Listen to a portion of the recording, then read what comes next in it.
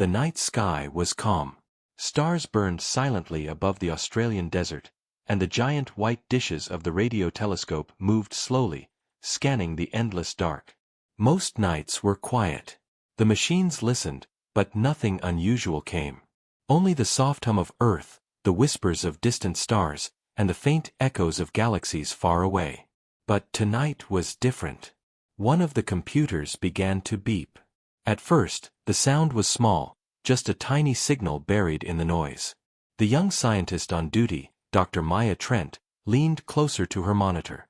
She thought it was another false reading, maybe interference from satellites, or just static. But then the signal grew stronger. It was not random. It had a rhythm. Maya froze. She pressed her headphones tighter and listened. A series of repeating tones, sharp and deliberate, came through the static. Like someone knocking on a locked door.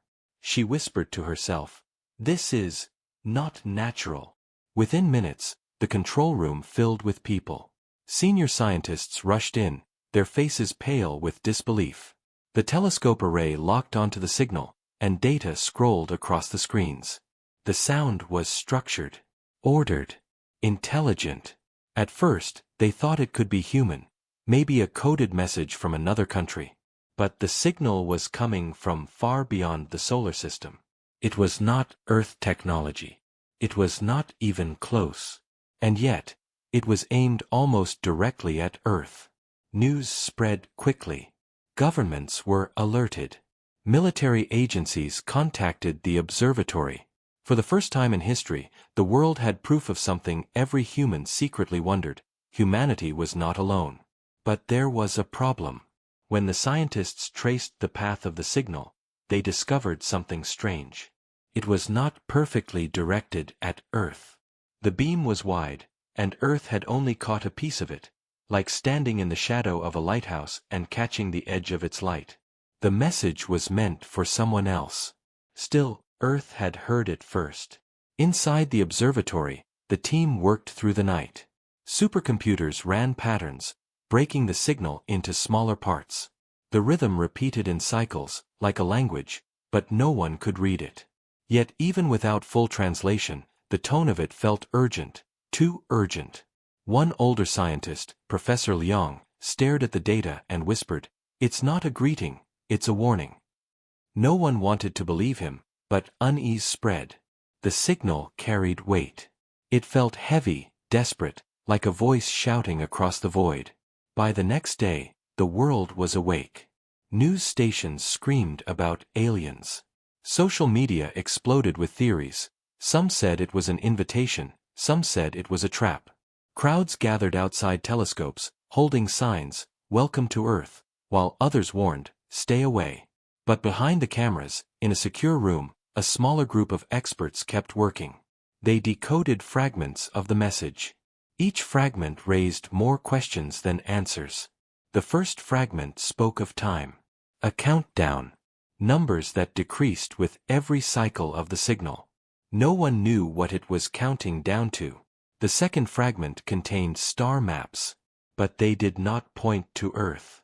They pointed to another region of the galaxy, far away, near a cluster of dying suns. And the third fragment chilled the room. It described something moving through the stars. Something vast. Something that erases worlds. The team sat in silence. The air felt colder. It was no longer exciting. It was frightening. Maya pushed back from her chair. If this message is real, then it's not for us. It's for someone else. Someone they hoped could fight whatever this thing is. Her voice shook. Professor Liang nodded slowly. And by hearing it, we may have just told them we are here. At that moment, a new sound came from the speakers. The signal changed, growing sharper, louder, as if it had noticed Earth listening. The pattern twisted into something new. Faster, almost urgent, as though the voice behind the signal was panicking. The scientists exchanged worried looks. No one wanted to say the words out loud. But they were all thinking the same thing. The signal wasn't meant for humanity. But humanity had heard it first. And now, someone or something, out there, knew. The signal did not stop. For hours, the strange rhythm echoed through the observatory's speakers. It repeated in endless cycles, like a heartbeat from the stars. Each time the pattern returned, it grew sharper, as if the voice behind it wanted to be heard, needed to be heard. The scientists barely slept. Every screen in the control room glowed with data. They compared notes, broke the sounds into pieces, and tried to make sense of them. Slowly, a picture began to form. The first fragments were numbers. Too many numbers. A sequence that dropped lower with each repetition. At first, the team thought it was meaningless, just cosmic noise.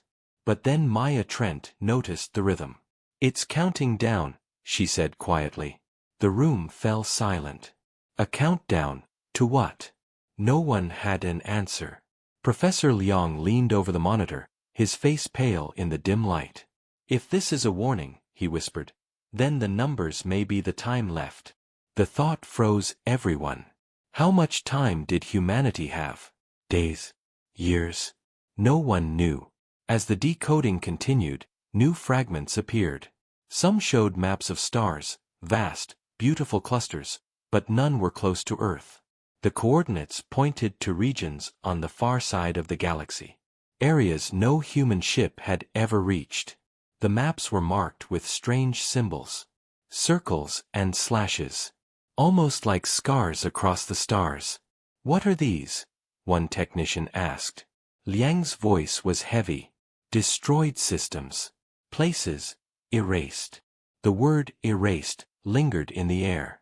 Every hour brought new fragments. The language was difficult, but patterns repeated often enough for the team to guess. The message spoke of a predator.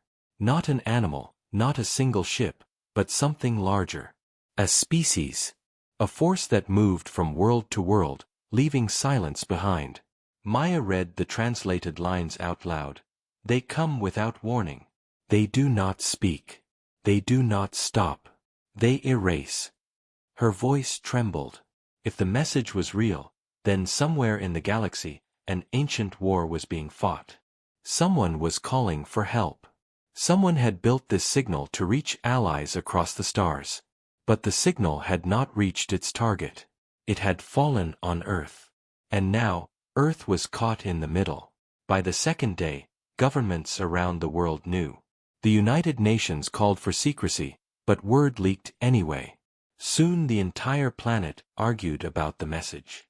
Some said it was hope, proof of life beyond Earth. Others warned it was a trap. Crowds filled streets with signs. "Welcome, friends and humans are ready." Others shouted, "Do not answer." World leaders argued behind closed doors. Should they respond? Should they stay silent? In Washington, generals demanded the message be treated as a threat. In Beijing, officials ordered new weapons to be tested. In Moscow, satellites shifted to scan the skies. Humanity was afraid, but also curious. Maya sat in the observatory, watching the signal flash across her screen. She could not shake the feeling that someone was listening on the other side. Someone desperate. Someone who had not meant for humans to hear them. One evening, as she stared at the numbers ticking down, a strange spike appeared on the monitor. Energy readings. Close to the edge of the solar system. At first, she thought it was a glitch. But the readings repeated, steady, rising, and moving closer. "Professor," she called, her voice sharp with fear. "Something's out there." Liang hurried over, his eyes scanning the data. No, that can't be natural. Something is moving. Something large." The room filled with alarm. They checked the telescopes again. This was not a comet. Not an asteroid. The object moved too precisely, too fast. The military was alerted. Satellites turned their eyes outward. Within hours, every government on Earth knew. An unidentified object was entering the solar system. And it was heading toward Earth. Panic spread. Some believed it was a rescue ship, answering the message. Others thought it was the predators, already coming to erase humanity. Debates exploded on every screen. Should Earth send a reply?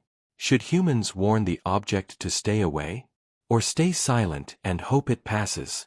The scientists could not agree. The generals demanded weapons be prepared. And the people, ordinary men and women across the world, simply watched the skies in fear. In the observatory, the signal kept playing. The numbers counted lower. The star maps flashed again and again. And then, for the first time, new symbols appeared, symbols no one had seen before. Maya stared at them. Her hands shook. "They're coordinates," she whispered. "Not far from here. Not anymore." The room grew cold.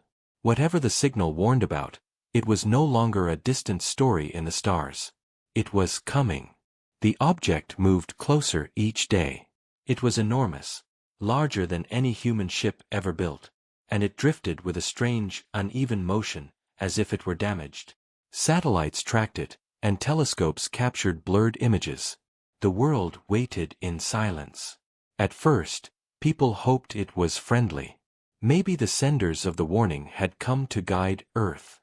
Maybe humanity had found allies. But the images told a darker story.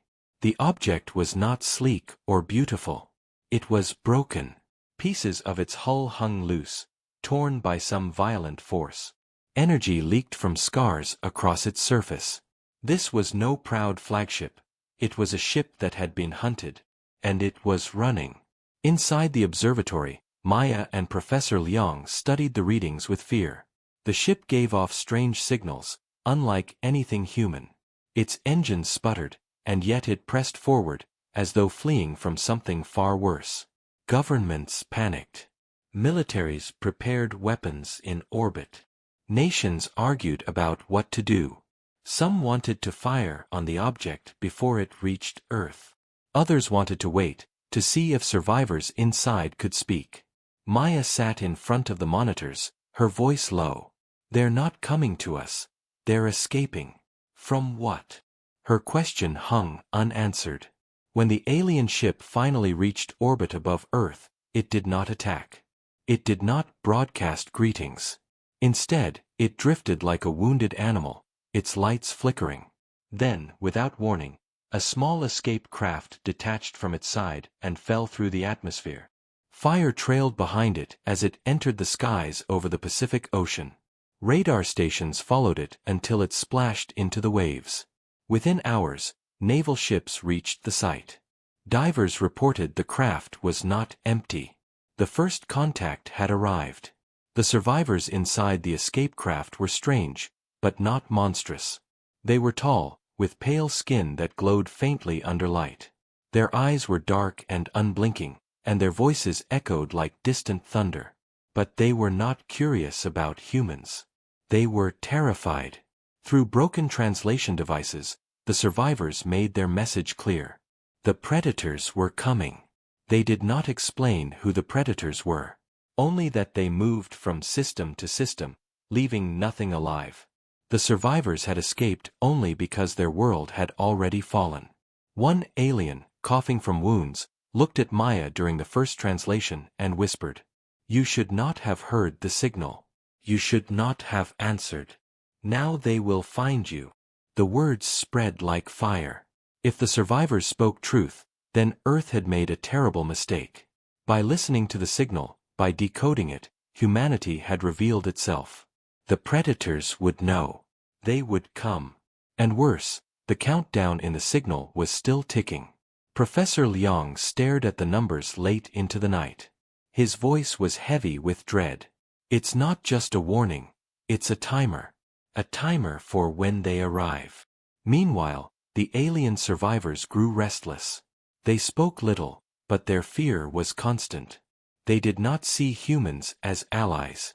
They saw them as prey, prey that had made the same mistake they once did. "They think we are weak," Maya told Liang. "They think Earth cannot fight." Liang sighed. Perhaps they are right. But then new readings came from space. The satellites detected something vast, something even larger than the wounded ship now circling Earth. At first, it was just a blur, like a shadow against the stars. But as hours passed, the shadow grew clearer. It was moving fast, cutting across the void with terrifying speed. The predators were already near. The alien survivors panicked when they saw the data. Their translators crackled with urgent words. They followed us. They are here. Your world is marked. Governments scrambled. Fleets were moved. Weapons primed. And yet, deep inside, every leader knew the truth. Earth had never faced something like this before. Humanity had only just stepped into space. Now it stood against a force that erased entire civilizations. Maya watched the survivors closely. For the first time, she saw something in their eyes beyond fear. Pity. They pitied humanity. That night, Maya stood outside the observatory and stared at the stars. Somewhere out there, hidden in the black, the predators were coming. She felt the weight of the universe pressing down. Earth had wanted proof of alien life. Now it had it. And the truth was far darker than anyone had imagined. Inside, alarms suddenly blared. The wounded alien ship in orbit had lit up with strange energy. At first, scientists thought it was powering weapons. But then the translation devices caught fragments of the survivor's speech. "It is not preparing to fight," one alien whispered. "It is calling. It is warning others." Maya turned pale. Calling who? The survivor's answer was cold. Not allies. Not friends. It calls to the predators. It tells them where to feed next. The signal still pulsed across the sky. The countdown ticked lower. The alien survivors whispered warnings. And above Earth, the broken ship glowed faintly, sending out messages into the dark. But now, humanity knew the truth. The predators were coming. And Earth had little time left. At first, the world trembled. People hid in their homes. Leaders shouted at one another in endless arguments. Generals demanded to fire on the alien ship. Scientists begged to study it further. Fear spread faster than reason. But then something unexpected happened. Ordinary people began to act. Engineers volunteered their skills. Hackers broke into satellite systems and shared data freely. Soldiers, pilots, and scientists who had once served different nations began speaking to one another, planning together. For the first time in history, Earth united, not for conquest, not for politics, but for survival. In the observatory, Maya and Professor Liang worked day and night. The countdown gave them focus. Each cycle of numbers was a reminder. Time was running out. The alien survivors watched with disbelief. They expected humans to beg, to hide, to surrender. Instead, they saw something else. Humans argued, yes. They fought among themselves, yes. But even through chaos, they built. Factories that once made cars now made weapons. Satellites were refitted with new sensors. Submarines carried strange devices to test deep-sea defenses. Humanity was not waiting to be erased. They were preparing to resist. One evening, as the countdown ticked closer to zero, Maya stood before the alien survivors.